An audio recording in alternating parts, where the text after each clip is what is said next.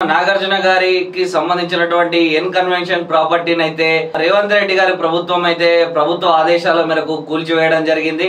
So ఈ ఘటన మీద స్పందిస్తూ నాగార్జున గారు తన ట్విట్టర్ వేదికగా అయితే తను కొన్ని వివరాలను వెల్లడించడం జరిగింది.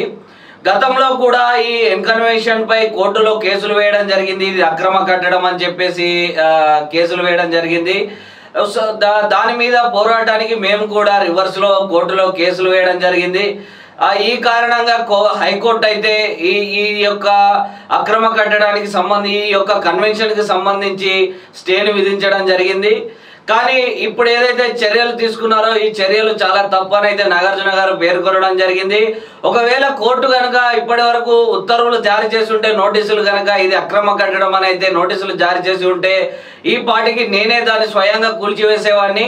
కానీ మాకు ఎలాంటి నోటీసులు ఇవ్వకుండా, ఎలాంటి ఉత్తర్వులు జారీ చేయకుండా ఈ విధంగా దుందుడుకు చర్యలకు వెళ్ళి ఆ యొక్క ఇన్కన్వెన్షన్ ని కూల్చివేయడం, ఆ ప్రాపర్టీని అక్రమ కట్టడం అని చెప్పడం ప్రజల్లోకి తప్పుడుగా వెళ్ళే అవకాశం ఉంది. కాబట్టి వివరాలను నేను ప్రజలకు వెల్లడించాలి కాబట్టి అని చెప్పేసి ఈ రోజు నేను ట్విట్టర్ వేదికగా తెలియజేయడం జరుగుతుందని నాగార్జున గారు పేర్కొనడం జరిగింది.